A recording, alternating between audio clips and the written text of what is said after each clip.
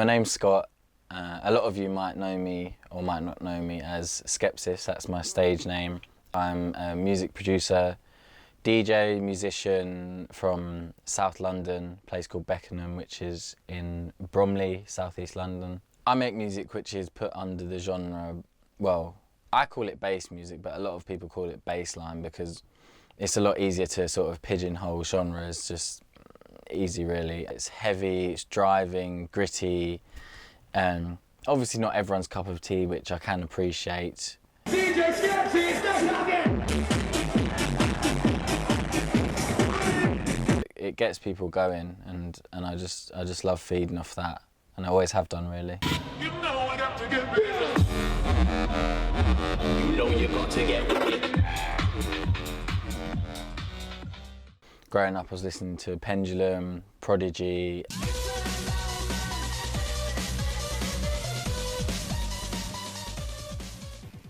Me and my friend David, good friend of mine since I was young, we started DJing together under the name D&S Parties, which stood for Dave and Scott. Saved up money working with my dad at the weekends, bought some equipment, started DJing at house parties, birthday parties, any experience we could get. Before I could afford the decks, we went up to a shop called West End DJ, which is just off Tottenham Court Road in central London. And we'd go all the way up there with our USBs and CDs, just to use the decks really in the shop until we got kicked out, which usually wasn't long, but it was worthwhile to get the experience. I feel so lonely and lost in here. I need to find my way home. So yeah, we're just here, this shop behind me, West End DJ. This is where I used to come when I was 14, 15 with my mate. We used to practice on the decks because I couldn't afford any at home, but I still wanted to, you know, give it a shot. I need to find my way home. I feel so lonely and lost in here. I need to find my way home. Yeah, so these were the first decks I had. Pioneer CDJ 350s. I saved up for 2 years to get those, working with my dad on Saturdays. This is the photo of me here. I think it was about 10 years ago actually, 2009, 10. I used to come on the weekends obviously, whenever I could. But yeah, about 10 years ago. It was mad to come back. I guess the tune that really sort of put me on the map, whatever you want to say, was Goes Like, which is a tune that I released at the start of 2017. I personally didn't like it too much at the start. I made it in about half an hour, actually made it on the train. On the way to a show, played it the first time at that show that night. I think it was October 2016, and it went down really well. I put a clip on my Instagram, and it just kind of went mad, really. Then it goes a little something like this. My family do support me a lot, and I'm very appreciative of that. For my 21st birthday, my dad actually helped me to build this studio that I'm in now. When I say helped, he built it. But yeah, no, I'm very grateful. They love to come to watch me play as well. If you'd have told me a few years ago Scott was going to be a music producer stroke DJ, I would have been surprised. I'm pleased for him that he can have a career that's his passion, and how nice to have a job that you're good at, that you really enjoy, because not many people can say that about their career choice if you ask a lot of adults these days. It's not my kind of music, but you know, I've gone to see him lots of times, and you know, it's great that I'm so proud of being up there with him and seeing what he does. You know, he loves it. Very proud. I do like some of it, but yeah, some of it is a little bit heavy for me sometimes. 1, 2, let's go!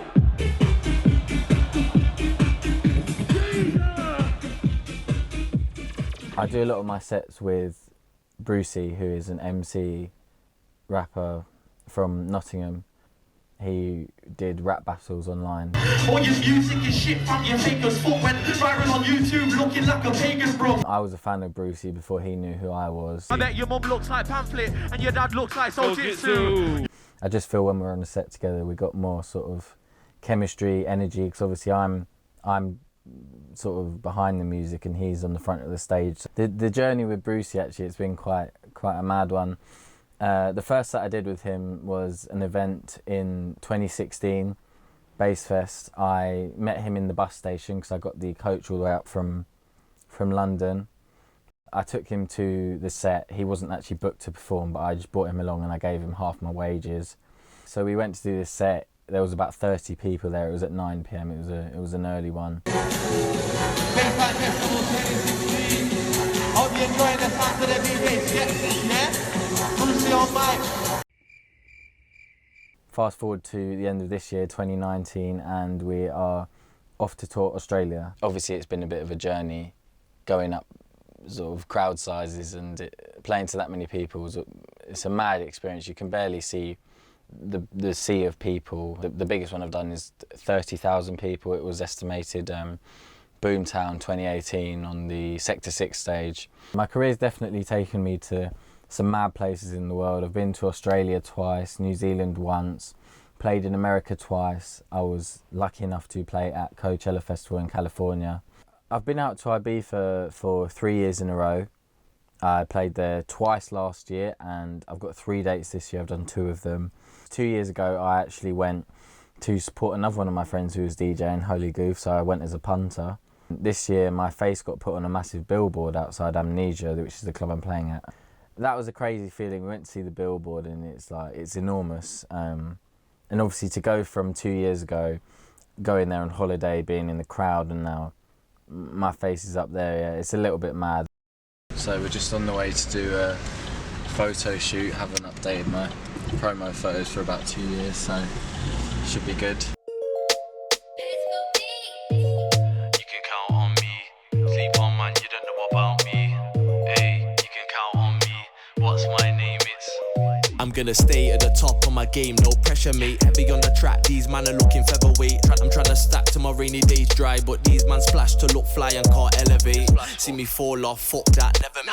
Been here for 10 years, only getting better, mate. So many MCs come and they fall off. See them trying to beg for support, looking desperate, mate.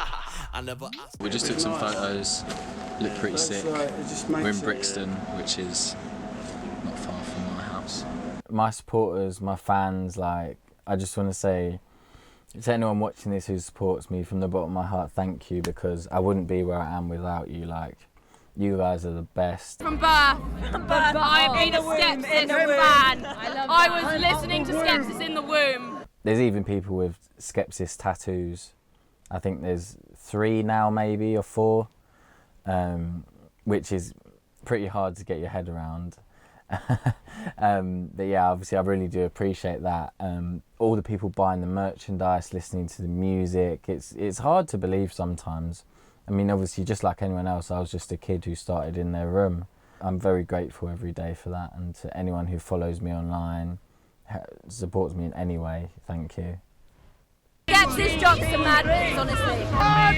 Fucking raving, man. This is one DJ you don't wanna fuck with. It's the DJ Skepsis.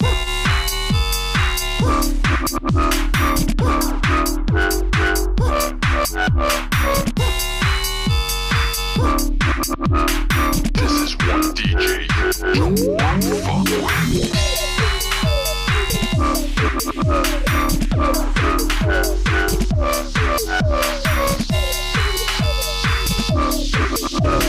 This is one DJ.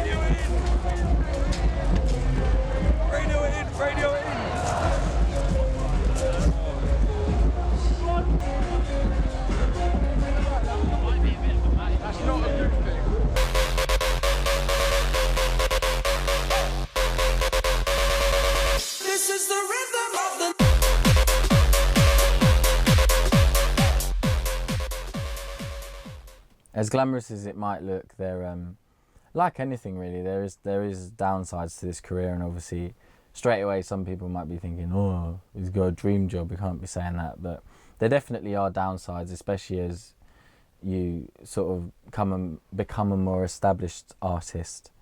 There's a lot of travelling, a lot of exhaustion, late nights, early mornings, that kind of thing, travelling on your own. There is a lot of mental pressure, especially when you go online and you realise that a lot of people are talking about you, and if you're not in the right mind state, then that's not going to end well for you. Pressures to make big tunes, stay current, all the politics within the scene that the fans might not see. I mean, I myself have actually struggled from time to time with some mental health issues due to this, and it's not always easy to stay on top of them. So I've just had to sort of, as I go on and my career progresses, learn to manage these and adapt to these and manage myself as best as I can. Sometimes you've got to put yourself first. Being in the clubs every weekend, you know, with the drink and the drugs, and it's all very easily accessible, and it's a hard lifestyle. I mean, it's been almost a 10-year journey so far. People tell me I'm young, so I'm 23, but I mean, I started when I was 14, which obviously is very young. Been a mad journey. I mean, sometimes you just have to sort of take a step back. It's easy to get caught up in the madness when you're doing stuff at this speed. Yeah, and I mean, I have achieved some of my dreams, aspirations so far, but I'm nowhere near where I want to be.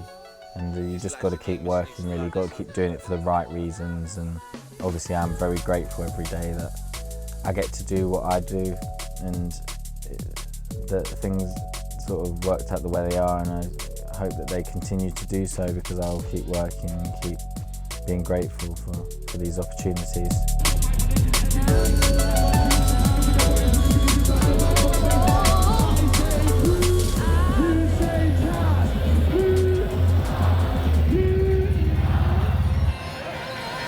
Yeah.